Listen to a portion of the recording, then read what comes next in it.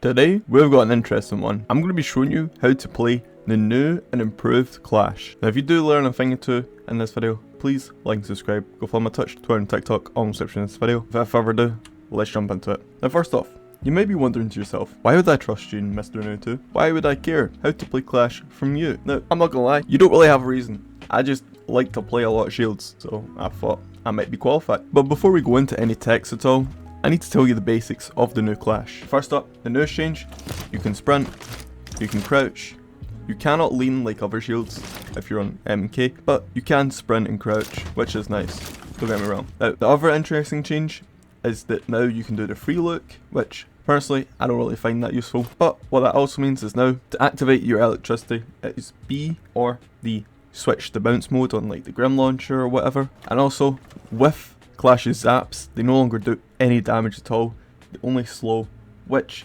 ultimately is a nerf. However, you gain power in the rest of your kit. Now let's get into how to play Clash. Now first thing you should keep in mind, can vault through barricades. Should be pretty useful for defenders if you want to get the jump on somebody. However, what I would recommend is that you have another defender to follow up on you on the push, because otherwise you're not going to have much value. Second of all, you can place down the shield. This is good, you can use it as cover, you can like peek around it and shoot because you have a pocket F2. That is nice. However, you can also pick it back up, and as well as this, you can always activate it. Now, say for example, I could be completely across the map, all I got to do is press my interact key and it will start zapping. And also, what's interesting as well is that if I activate it and pick it back up, I'll keep zapping and I can put it back down. I'll recharge a little bit, keep zapping, pick it back up. You get the point. It's constantly going to be regaining, and also it's always going to be zapping. Now, it's also good to know as well that say for example you die, you're dead, you can no longer switch it off, but you left it on before you died, it will recharge and keep zapping over and over again until it's destroyed or somebody vaults through it. And that gets on to the second part of what I talk about, is how to get kills with Clash. Now, to be honest with you, I'd recommend just placing it down in the middle of the room or next to like some Jaeger ADSs or whatnot, and then peeking rounds like this. However, what you can also do is if it's the last attacker on the other team and you want to get a free kill, you could break through or vault through and kill whoever's in front of you. However, I don't really feel that it would be that useful to do at times, because at the end of the day you're going to be burning such a valuable piece of utility. What I would say though is when it is useful is, say for example you're playing against a sledge. A sledge has like the ultimate counter to you. If you push your shield down, he has frag grenades to destroy it because it's like vulnerable to explosives, and also he can sledgehammer it if you're just walking about like this and knock you on your backside, and then from there you're dead. So vaulting through, of course, is always going to be useful against the sledge.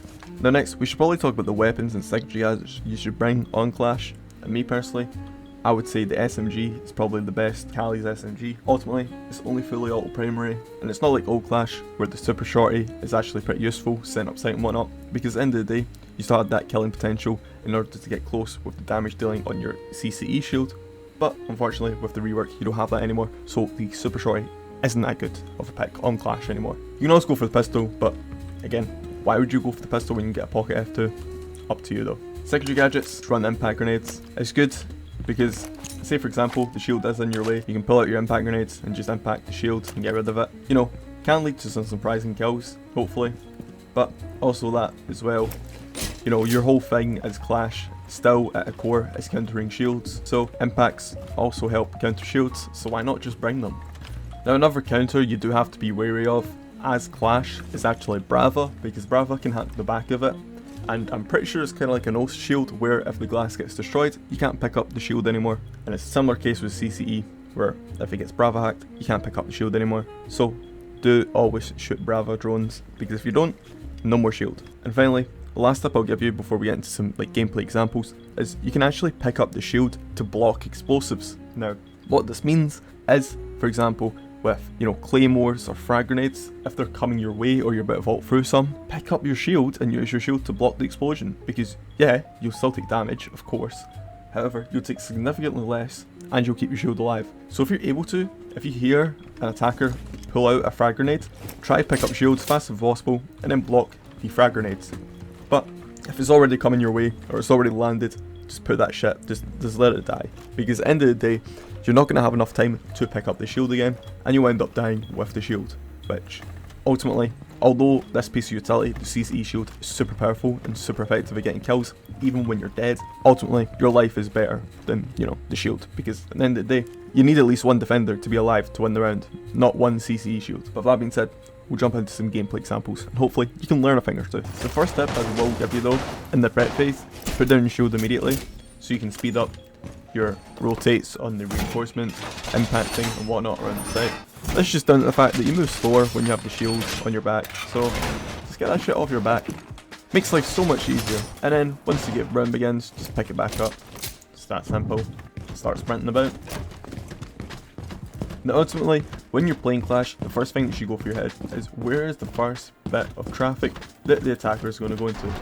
Now, me personally, I know they're going to go for the barricade, so I'm going to go out here, activate my shots, whatever. Try to see who's coming this way, who they have. If they have another one, some repel at K9. You just back up. Why there's an Ash in sight, I'm going to tell you. What's good as well is you can actually just keep your shots activated whilst you're sprinting.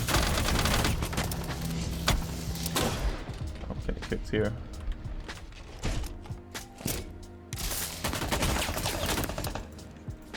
Now it's interesting to note as well, just to go back to the vaulting through barricades. As Clash, you can't not vault through a castle barricade, so don't try to do that because you will not get very far, I'll be honest with you.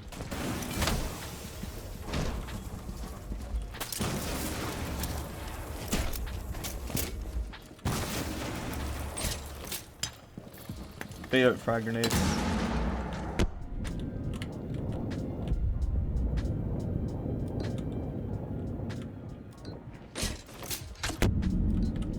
Stuns.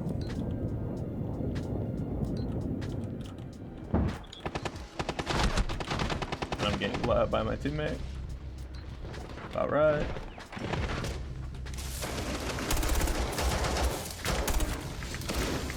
My one. Get my two. Oh.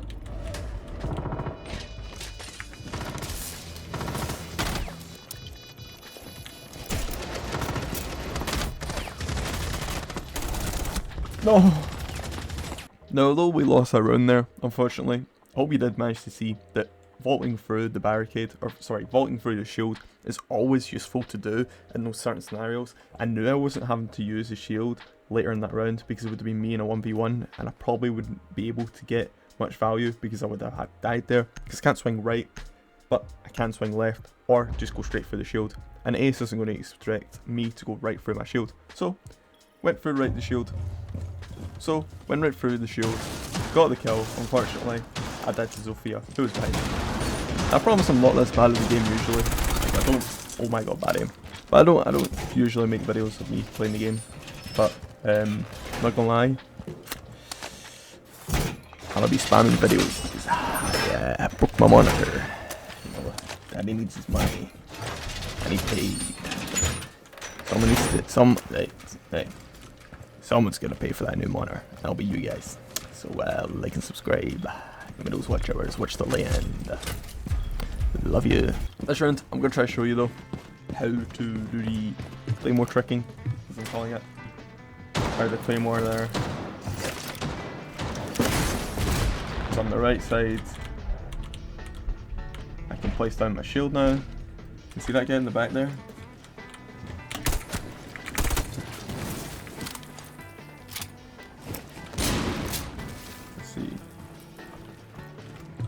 Do you want to die? Why are you calling me? You know where I am. Oh, let me in. Yeah, now I've lost all my HP. However, I can jump out of that barricade whenever I want. That puts the threat back up on that barricade. You know what I'm saying? So now, I can go back to site. Switch on site. Can't really do much to me. Okay, just like me. I didn't. I'm a real bro. I did not see him.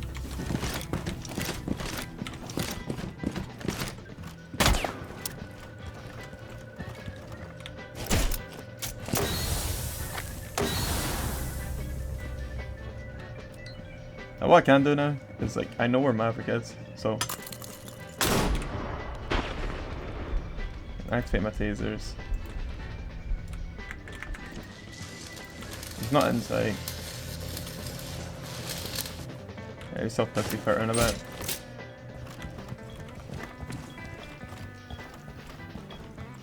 So from here, I like to call this one wasting time.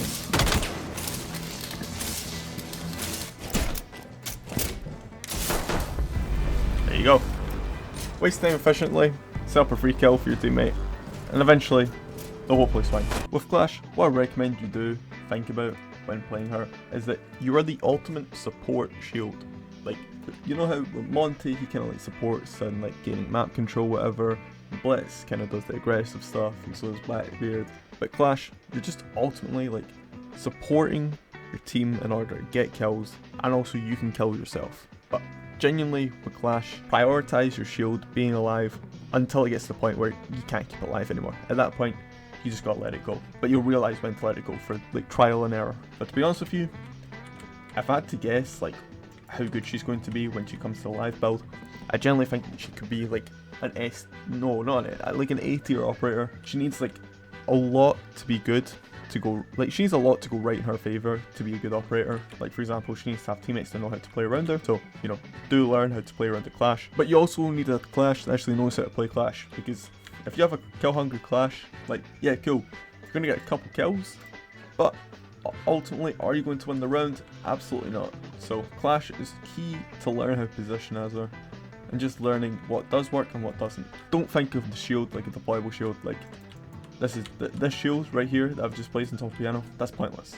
You'll never get value out of this.